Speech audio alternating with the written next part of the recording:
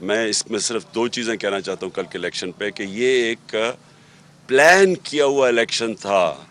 جو election commission نے جو آڈیو لیکس میں یہ ساری چیزیں سامنے آئی تھی کہ الیکشن کمیشن نے نون لیگ کے ساتھ اور ان کے ساتھ مل کے فیصلہ کیا تھا کہ جو ہمارے حلقے کمزور تھے, جدھر وہ سمجھتے تھے کہ ان کا کمبائنڈ ووٹ بینک ہمارے سے دگنا ہے, یہ ان حلقوں کے اوپر انہوں نے الیکشن کروایا تھا.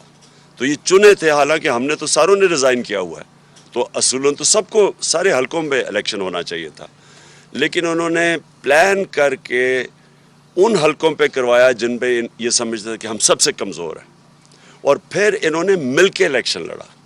یہ ضروری یہ ہے کہ پہلے تو جو پچھلا 2018 کا الیکشن تھا تو ان پہ تو ہر پارٹی کا کینڈیڈیٹ تھا, اس بار انہوں نے جوائنٹ کینڈیڈیٹ کھڑا کیا, اور پھر جس طرح یہ الیکشن کروایا گیا یعنی ڈیٹس چینج ہوتی گئیں, ہم تیاری کرتے تھے پھر وہ ڈیٹ چینج ہو جاتی تھی, پھر پتہ چلا پچھلے سنڈے جی وہ اب کرانا نہیں چاہتے کہ جی پولیس نہیں ہے. اچھا پہلے فلڈ کا کہہ دیا, حالانکہ فلڈ آیا ہی نہیں تھا ان علاقوں میں جدھر الیکشنز ہو رہے ہیں, اور اس کے بعد پھر یہ کہا کہ جی ہمارے پاس پولیس نہیں ہے. تو خیر وہ مومنٹم جو بنانا تھا کہ جو آپ کیمپین کرتے ہیں وہ بنا بھی نہیں.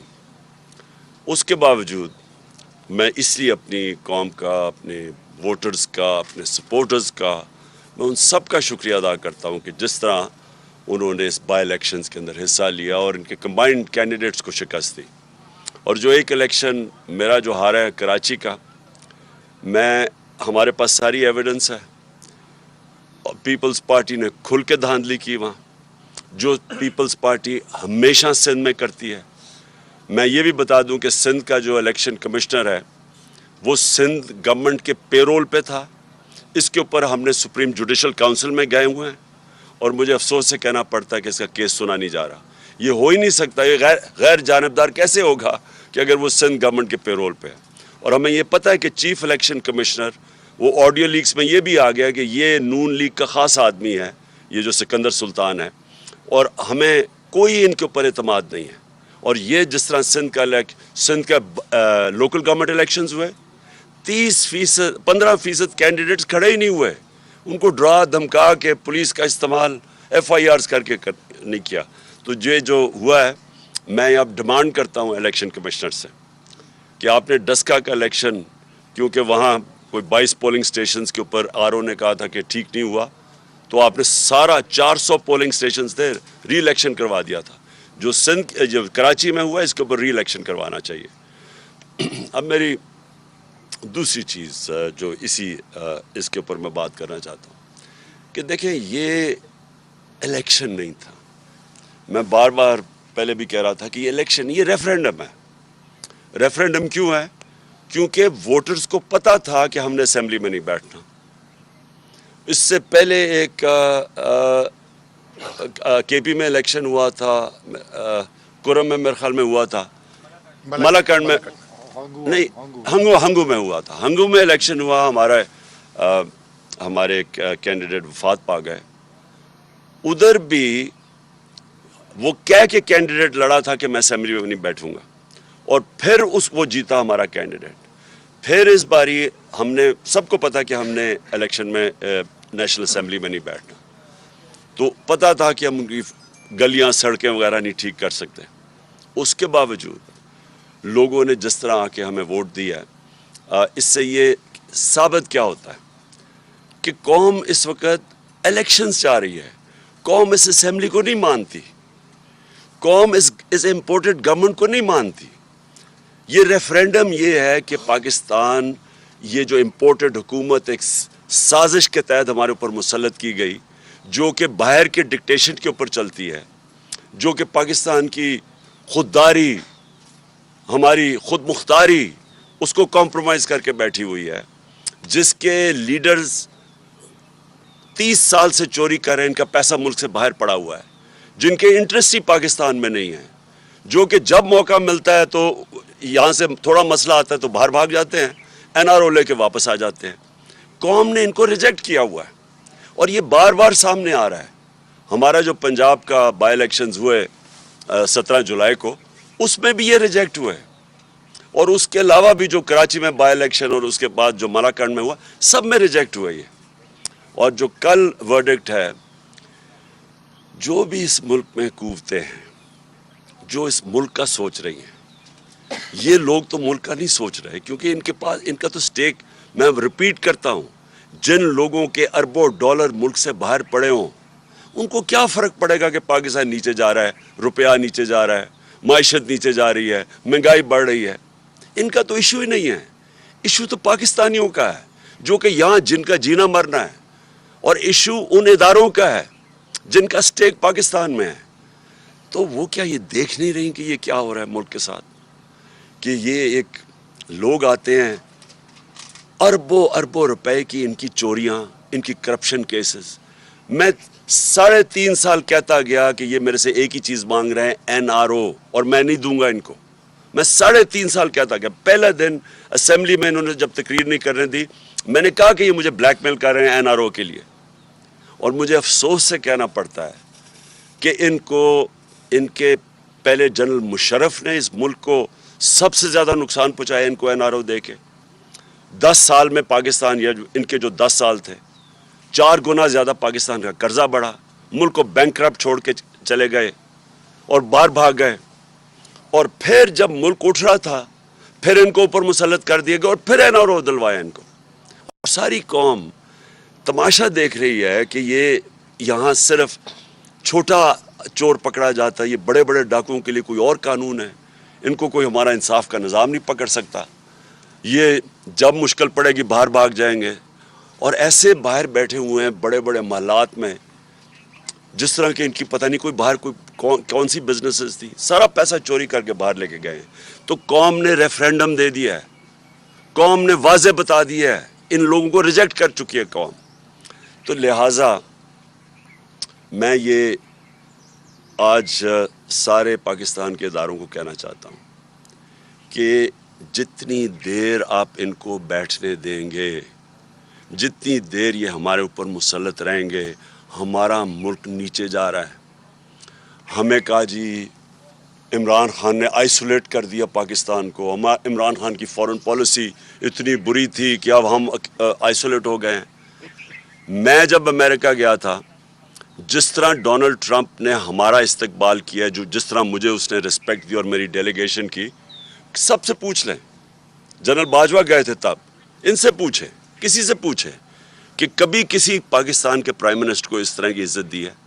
اور جب ٹرمپ نے اس سے میرے جانے سے پہلے جب اس نے پاکستان کی تنقید کی کہ جی اس افغانستان میں ہمارا ڈبل رول تھا, میری ٹویٹ ابھی بھی پڑھ لیں کہ میں نے اس کو کیا جواب دیا.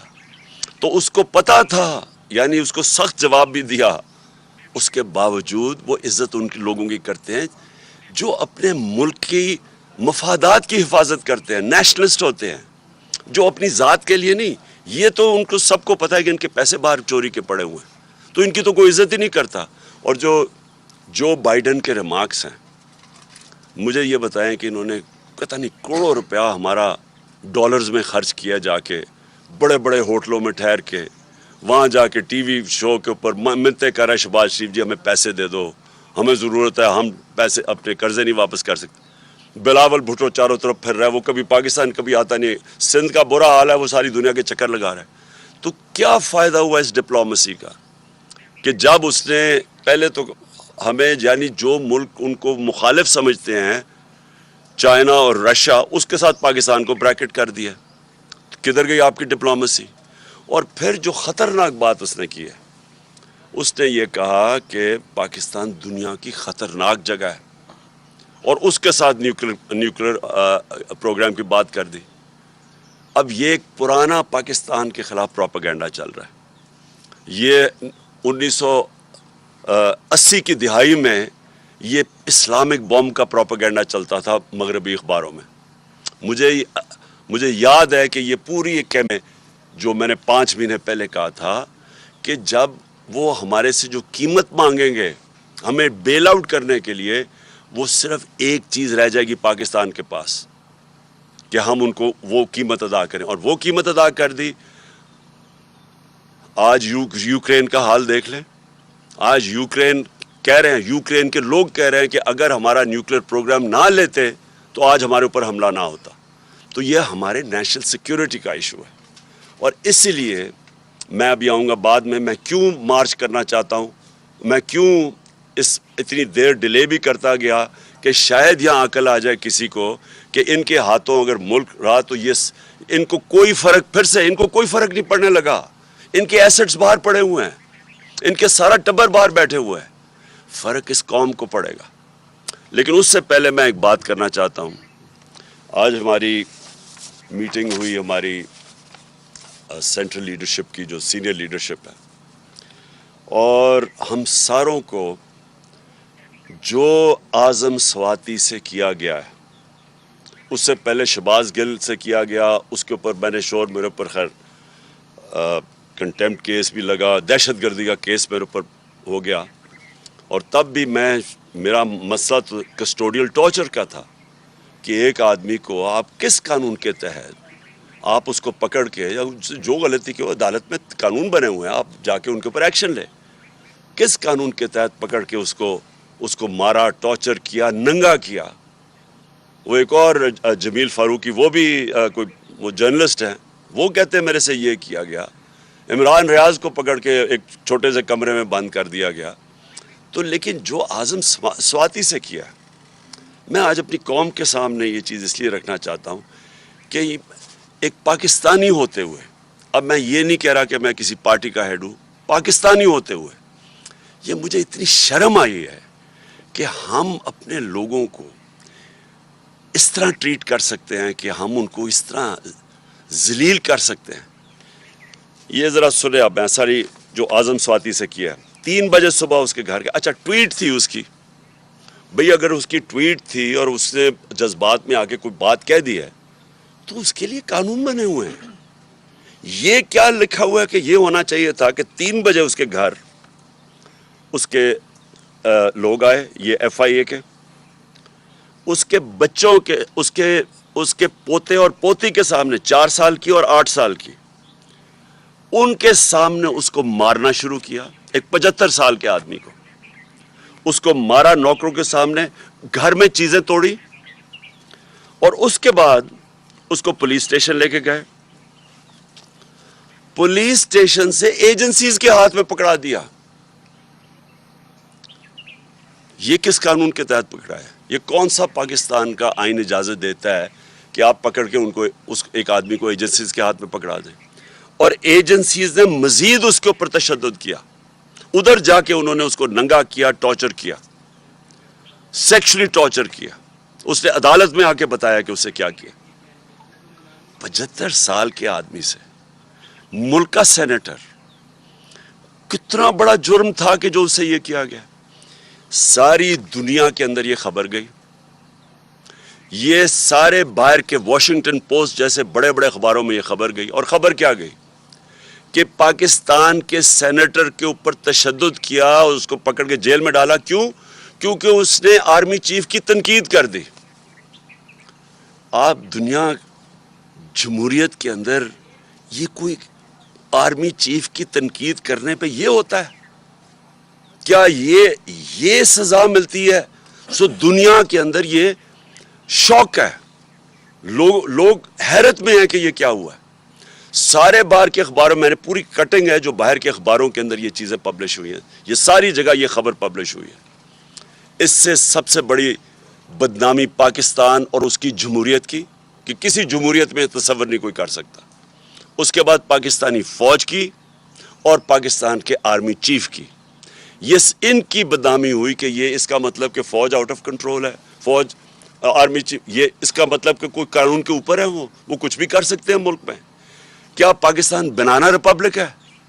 اور کیا ایک آئین ہمیں انسان کو ڈگنیٹی نہیں دیتا؟ کہ آئین ہماری عزت کو پروٹیکٹ نہیں کرتا کہ اس طرح انسان سے کیا جائے؟ اور ہم نے آج فیصلہ کیا کیا؟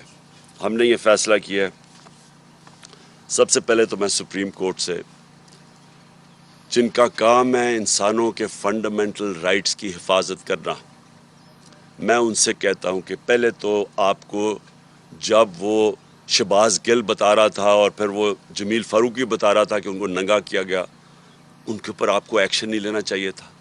اور آپ مجھے بتائیں کہ ملک کے سینٹ کو 75 سال نانا اور دادا اس سے یہ کیا گیا، کیا یہ سپریم کورٹ کی کوئی ذمہ داری نہیں ہے انسانوں کے فنڈامنٹل رائٹس کو پروٹیکٹ کرنا؟ ہم نے یہ اس کے علاوہ فیصلہ کیا، ہم پنجاب اور پختونخوا کی اسمبلی کے اسپیشل سیشن کال کریں گے اس ایشو کے اوپر۔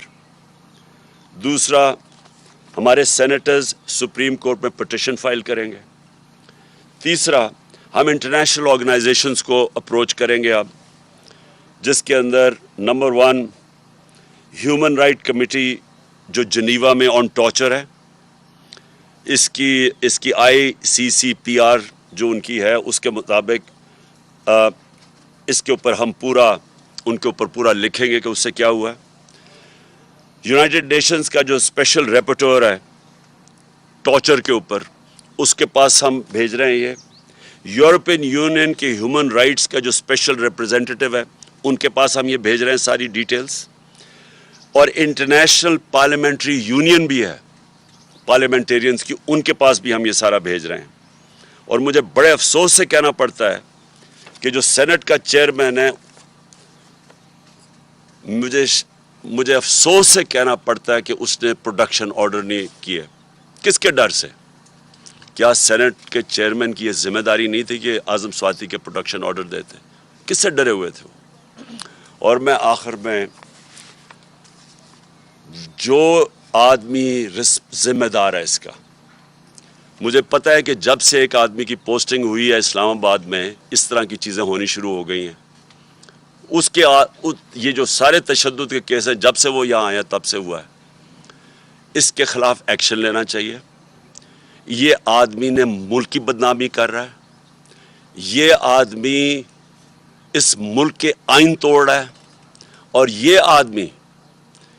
یہ آدمی اداروں کو بدنام کر رہا ہے، یہ آدمی اداروں کے خلاف نفرتیں پیدا کر رہا ہے۔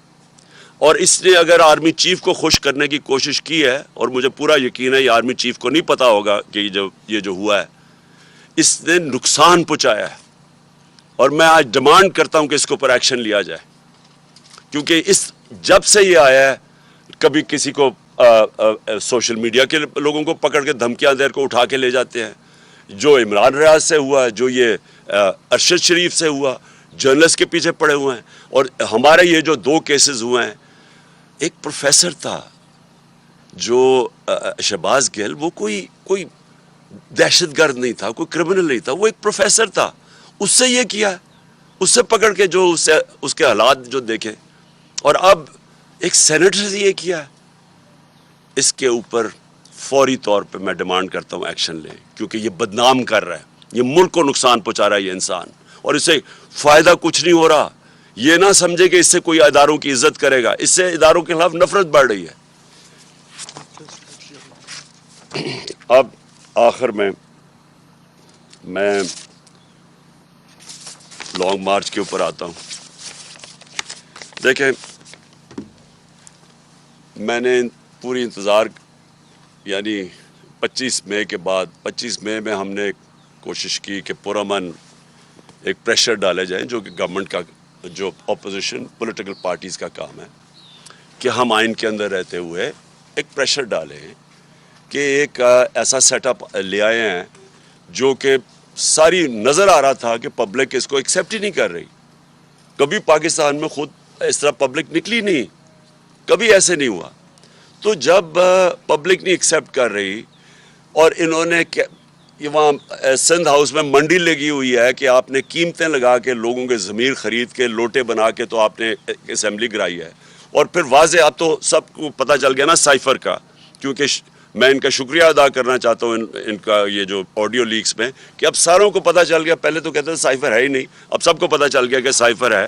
تو یہ بیرونی پریشر، بیرونی انہوں نے دھمکی ملی تھی کہ جناب عمران خان کو ہٹاؤ اور شہباز شریف کو لے آؤ، کیونکہ عمران خان کو ہٹانے میں تو شہباز شریف نہیں آنا تھا۔ تو یہ تو سارا واضح ہو گیا کہ پبلک نے یہ نہیں ایکسیپٹ کیا، اور پبلک کو خاص پھر اوپر سے معیشت نیچے لے گئے، مہنگائی اسپانوں پہ چلی گئی۔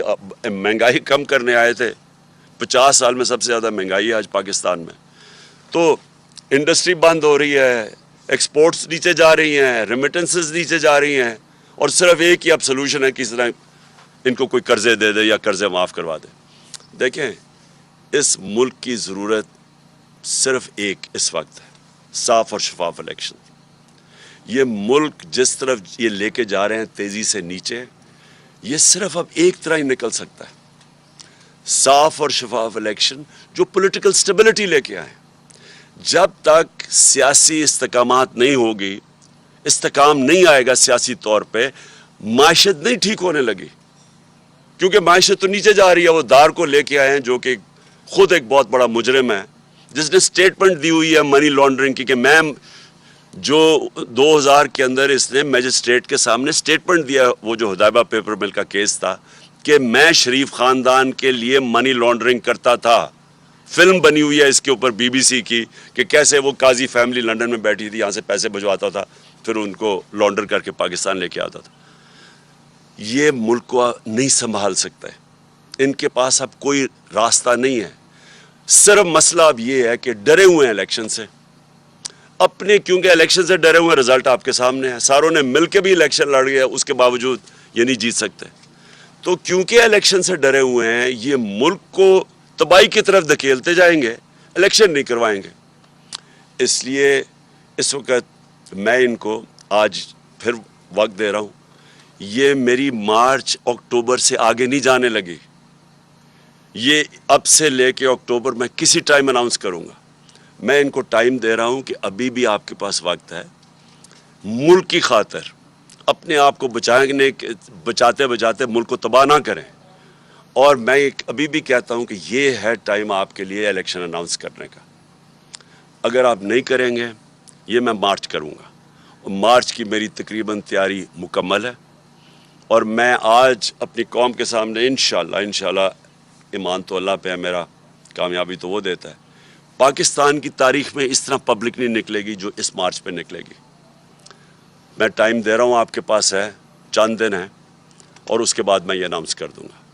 ایک دفعہ مارچ ہو گئی اور ایک دفعہ پبلک جب سڑکوں پہ نکلاتی ہے, یہ یاد رکھیں کہ اب تک ہماری ساری 6 مہینے کی سٹرگل آپ دیکھ لیں, آئین کے بیچ میں رہ کے کیے.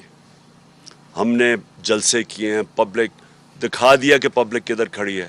جلسوں میں کبھی اتنے بڑے جلسے نہیں ہوئے. ہم نے یہ بھی دکھا دیا کہ جب الیکشن آیا 17 جولائی کا, تب بھی کہ پبلک کدھر کھڑی ہے. اب پھر الیکشن میں, بائی الیکشن جو بھی بیچ میں, سب کو پتہ پبلک کدھر کھڑی ہے. اور یہ مارچ میں پتہ چل جائے گا کہ پبلک کدھر کھڑی ہے.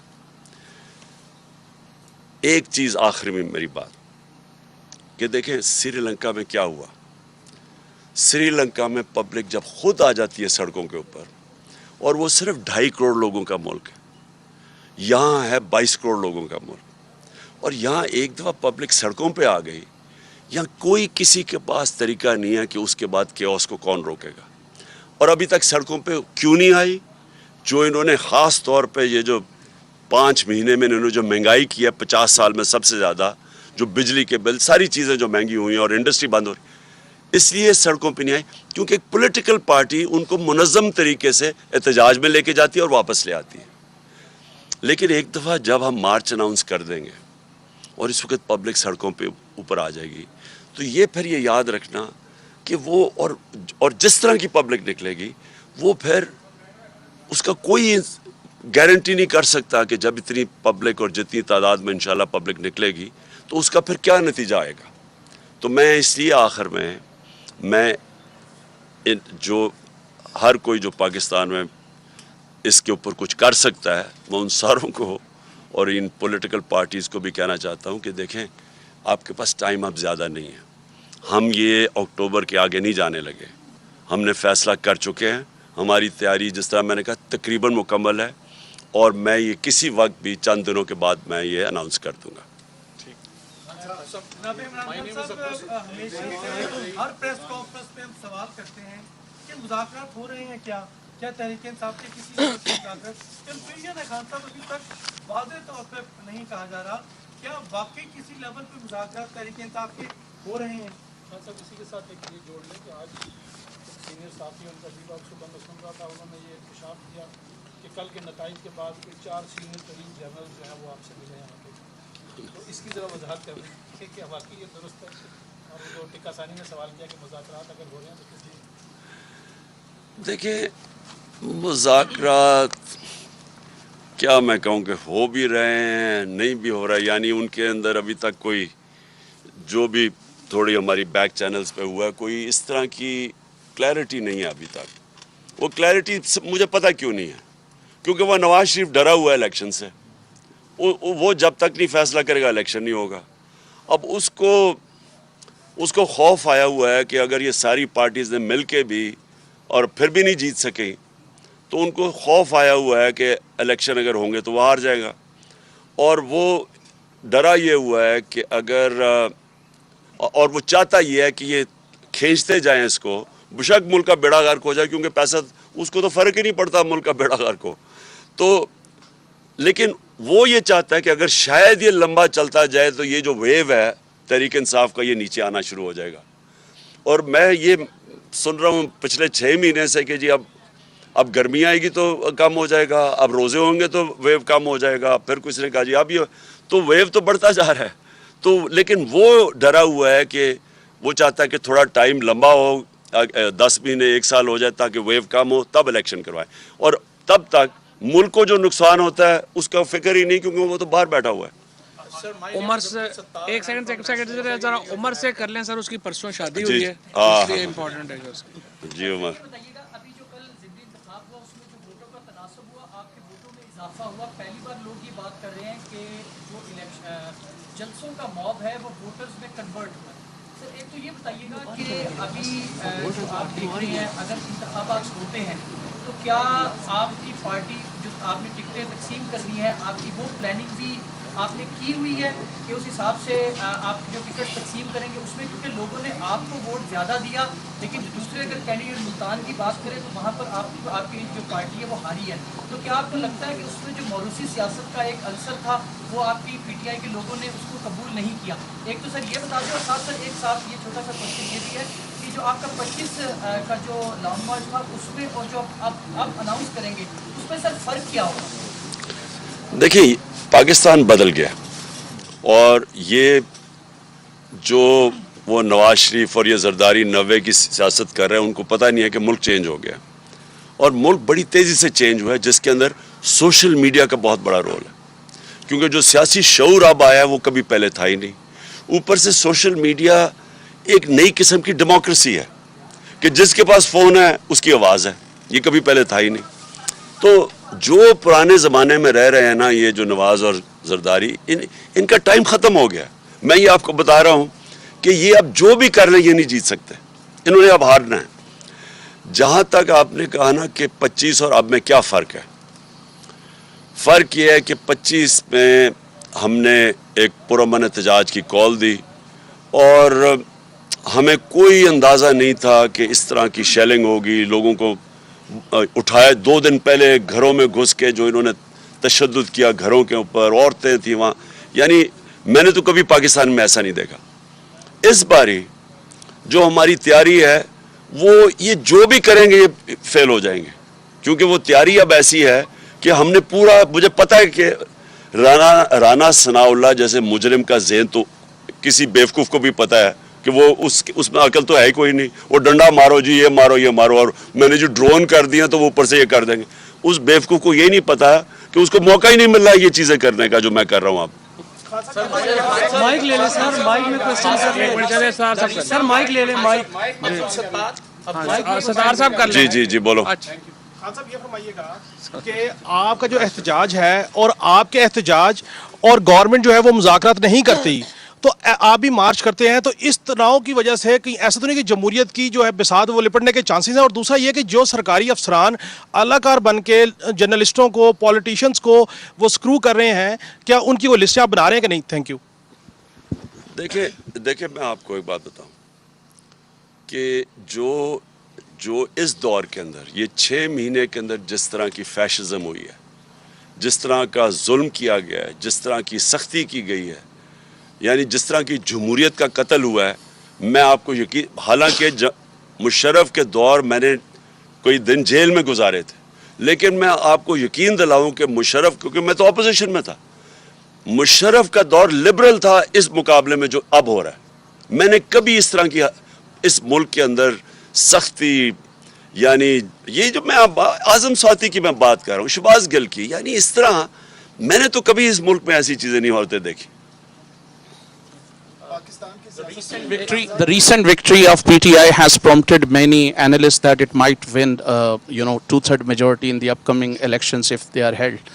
But your political opponents have created an impression, especially in smaller provinces, that if Imran Khan is voted into power again, he might scrap 18 Amendment and might introduce presidential system. So there are many nationalists, especially in Balochistan and Sindh, the province from where I belong to, who are very apprehensive about this. And then PTI recently made it very clear that it wants all the institution to be in their constitutional domains. This is what PPP used to claim in the past, Noon League used to claim in the past. Don't you think that this could be a starting point of dialogues between PTI and the government, that at least they should agree that this is something that should be done? देखिए, मैं आपको बताऊं हमारा problem क्या है opposition के साथ। जो ऑपोजिशन है ना, ये डेमोक्रेट्स नहीं है, ये क्रिमिनल्स हैं, ये मुजरिम हैं। कौन है जो कि एनआरओ लेता है? मुझे बताएं, आज तक किसी डेमोक्रेट को तसव्वुर कर सकता है कि मैं असेंबली में जाऊं, मेरे पर अरबों रुपए के करप्शन के केस हैं, मैं कानून पास के अपने सारे केस माफ़ करवा लूं? ये कभी किसी दुनिया की डेमोक्रेसी में कोई तसव्वुर भी नहीं कर सकता, क्योंकि आप पब्लिक रिप्रेजेंटेटिव होते हैं। पब्लिक रिप्रेजेंटेटिव का मतलब कि आप पब्लिक के मफादात की हिफाजत करने आते हैं। आप पब्लिक का पैसा चोरी करके कानून पास करके माफ़ नहीं करवा सकते किसी जमहूरियत में। तो मैं पहले दिन से, ये गवाह हैं मेरे कॉलीग्स, मैं इनको कहता रहा कि इनको डेमोक्रेट ना समझो, ये मुजरिम हैं। ये मैं 30 साल से इनको जानता हूँ कि इन्होंने किस तरह दोनों हाथों से मुल्क को लूटा है, और इनसे डायलॉग आप जितना भी करेंगे वो आके फंस जाएगा कि जी हमें एनआरओ दे दो। और मैं जब कहता था, ये सारे कहते थे जी कौन मांग रहा है एनआरओ, अब आते साथ ही पहला ही काम किया कि अपने आप को एनआरओ दे दिए। तो इनसे डायलॉग करना बड़ा मुश्किल है। डायलॉग आप उनसे करते हैं, मसलन बलोच नेशनलिस्ट हैं, सिंधी नेशनलिस्ट हैं, आप इन सब से डायलॉग करते हैं, क्योंकि पॉलिटिक्स के अंदर डायलॉग करके आप कंसेंसस डेवलप करते हैं। लेकिन जो चोर है उनसे आप कैसे डायलॉग करेंगे? वो कहेगा मेरी चोरी माफ़ कर दो, आप उसकी चोरी माफ़ करते हैं, आप मुल्क को तबाह कर देते हैं। मुल्क के अंदर मैं अपने नबी सल्लल्लाहु अलैहि वसल्लम की इसलिए मिसाल देता हूँ कि वो सबसे अजीम लीडर थे।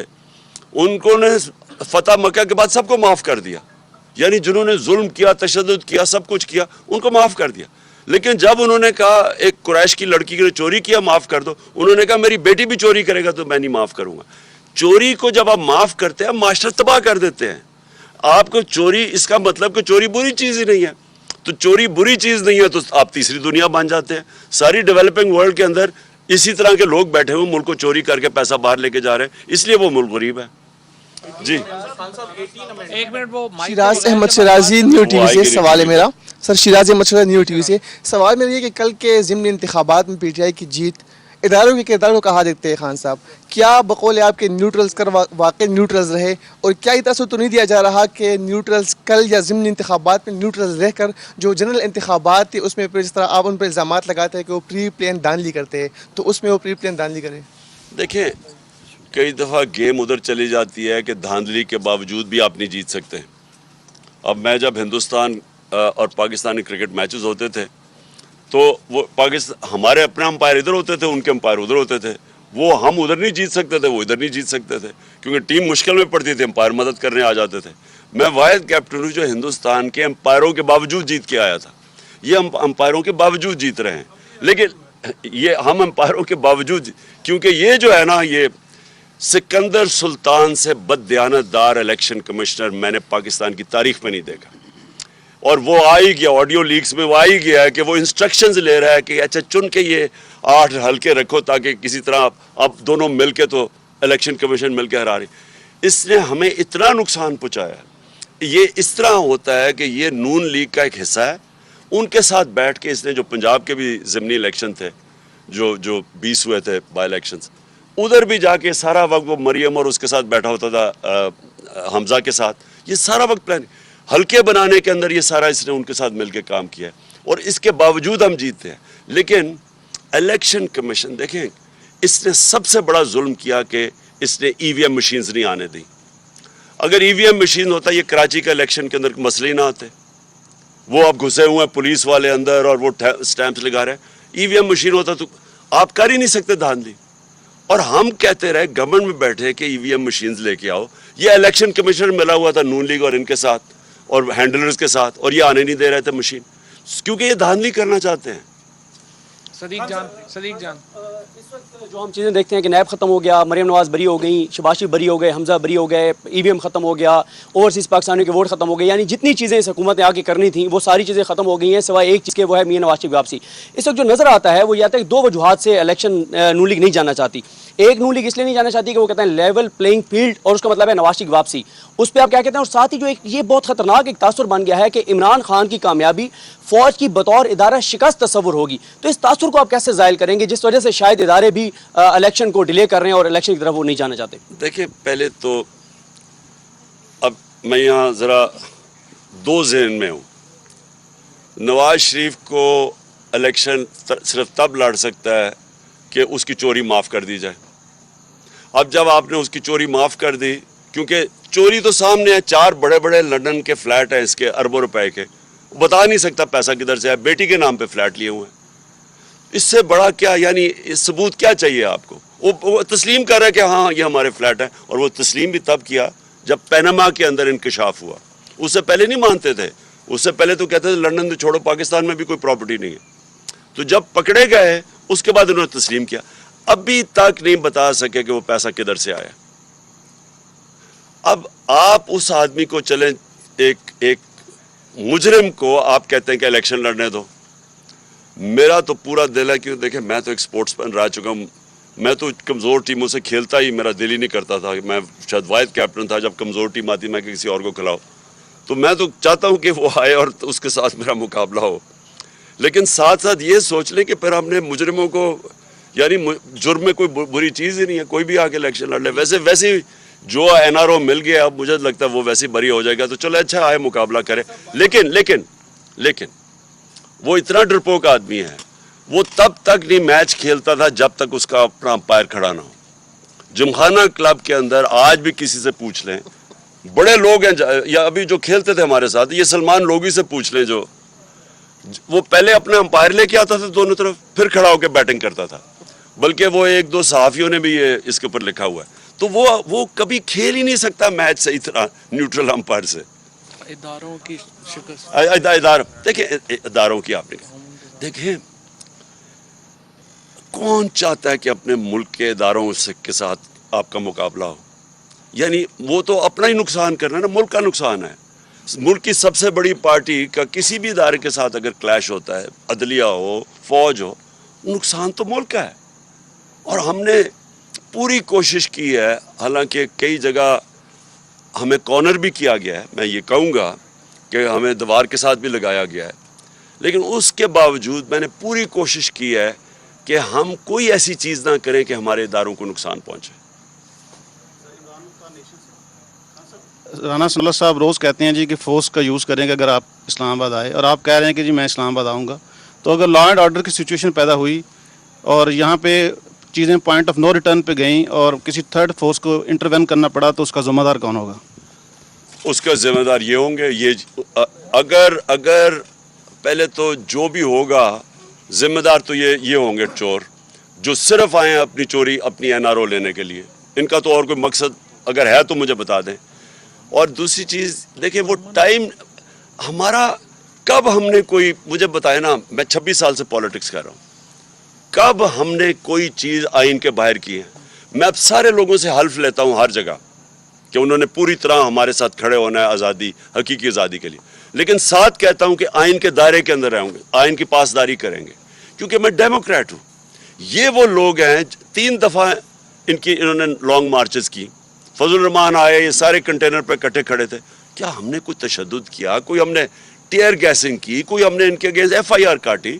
تو یہ جو ایک مجرم, کیونکہ یہ تو ہے ہی ایک قاتل آدمی, اس کا آپ کو پتہ ہے کہ یہ عابد شیر علی کا باپ کہتا تھا اس نے 18 قتل کیا ہے, کوئی کہتے ہیں 18 25 یا 24 کیے, جو بھی ہے. یہ آدمی کو اور اس کی عقل میں اس کو تو پتہ ہی نہیں ہے جمہوریت کیا ہے, اس نے تو یہی اسٹوپڈ باتیں کرنی ہے نا. لیکن ہمارا سارا ٹریک ریکارڈ یہ ہے کہ ہم نے پرامن احتجاج کیے ہیں اپنے آئین کے دائرے میں رہ کے, جو کہ ہمارا حق ہے. میرا آئین مجھے اجازت دیتا ہے پرامن احتجاج کرنے کا. یہ پرامن احتجاج ہوگا. ہم تو کوئی لڑائی کرنے نہیں آئے, نہ کبھی پہلے کیے. خان صاحب عاطف بٹ فرام GNN سے. خان صاحب گزشتہ روز آپ 6 ضمنی انتخابات میں جیتے ہیں. نمبر 1 کون سی نشست رکھیں گے؟ اور دوسری بات, تحریک انصاف کب تک الیکشن چاہتی ہے؟ کیونکہ اگر آپ کہتے ہیں فوری انتخابات تو الیکشن کمیشن کو بھی 2 ماہ کا ٹائم چاہیے ہوتا ہے, اور 28 نومبر تک ایک اہم جو تعیناتی ہونی ہے اس تعیناتی کا کیا کیا جائے؟ اور سیکنڈ چیز, اگر یہ تعیناتی موجودہ حکومت کر دیتی ہے تو اس وقت آپ کا کیا ریئیکشن ہوگا؟ میرا اس پہ بڑا کلیئر ہے. پہلے تو الیکشن کمیشن کا آئین آرڈر کرتا ہے اس کو کہ 90 دن میں الیکشن کروانا ہے. اگر وہ نہیں کرواتا تو الیکشن کمیشن کو اٹھا کے باہر پھینکے, کیونکہ اس نے آئین کی خلاف ورزی کی ہے. جہاں تک آرمی چیف کی اپوائنٹمنٹ ہے, کسی صورت نواز شریف جیسے مجرم جس کا سٹیٹ پاکستان میں نہیں ہے, جو ملک سے باہر سارے اس کے ایسٹس ہیں پڑے ہوئے ہیں, جو یہاں سے منی لانڈرنگ کر کے پیسے باہر لے کے گیا ہے, جو جب باہر بیٹھا ہوتا ہے تو سارا جس نے پاکستانی فوج کے خلاف جس طرح کی اس نے سٹیٹمنٹس دی ہوئی ہیں, جو اس کا سارا, تو اس طرح کے آدمی کو آرمی چیف جیسی اتنی اہم اپوائنٹمنٹ ہے پاکستان کی نیشنل سیکیورٹی کے حساب سے, نہ اس کو اپوائنٹ کرنا چاہیے. اور زرداری جس کو ساری دنیا 10% کہتی ہے, حالانکہ ہم ڈسپیوٹ کرتے ہیں 10% سے زیادہ چوری کرتا ہے وہ. یہ لوگ, اس طرح کے لوگ مجھے بتائیں کیا یہ کوالیفائڈ ہیں ملک کے آرمی چیف کو اپوائنٹ کرنے کے لیے؟ جو پھر سے میں کہتا ہوں کہ وہ سارا ملک کی سیکیورٹی ڈیپینڈ کرتی ہے. آرمی چیف میرٹ کے اوپر آنا چاہیے, نہ عمران خان کا آدمی ہونا چاہیے, نہ کسی اور کا آدمی ہونا چاہیے. ساری دنیا کے اندر ایسی, اور میں بات کر رہا ہوں کامیاب جو ممالک ہیں, میرٹ کے اوپر اپوائنٹمنٹس ہوتی ہیں. ان کو صرف یہ وہ لوگ ہیں جن کو اپنے ججز چاہیے, اپنے FIA کا ہیڈ چاہیے, ان لوگوں کو اپنا نیب کا ہیڈ چاہیے, جو انہوں نے مل کے چارٹر آف ڈیموکریسی میں اپنا نیب کا ہیڈ رکھ کے تب ملک کو لوٹا تھا. ان لوگوں کو چاہیے جن کو کوئی اس ملک کے قانون توڑنے ہوتے ہیں, یا ان کو پیسہ چوری کرنا ہوتا ہے, یا چوری کر کے پیسہ بچانا ہوتا ہے. ان لوگوں کو, اداروں کو کنٹرول کرنے کے لیے اپنے لوگ چاہیے ہوتے ہیں. مجھے بتائیں, میں نے 3.5 سال میں مجھے ایک بتائیں کہ جو میں نے میرٹ کے بغیر کوئی بھرتی کی ہو. مجھے کیا فرق پڑتا ہے کون آرمی چیف ہے جب تک وہ میرٹ میں ہے؟ مجھے کیا فرق پڑتا ہے؟ ہم چاہتے ہیں پاکستان کی بیسٹ جوڈیشری اور کوالٹی کے ہمارے ججز ہو, کیونکہ پاکستان کی گورننس اوپر جائے گی. ہم FIA کے, میں نے پوری کوشش کی, دیانتدار آدمی FIA کا ہیڈ بنایا, نیب ہمارے ہاتھ میں ہی نہیں تھی. آپ IGs دیکھ لیں, یہ شہباز شریف IG لے کے آئے جس کو سیف سٹی پروجیکٹ لاہور کے اندر کرپشن میں اس کے اوپر آیا ہوا ہے, اس کو بنا دیا اس نے اسلام آباد کا IG, کیونکہ کرپٹ لوگ کنٹرول ہو سکتے ہیں.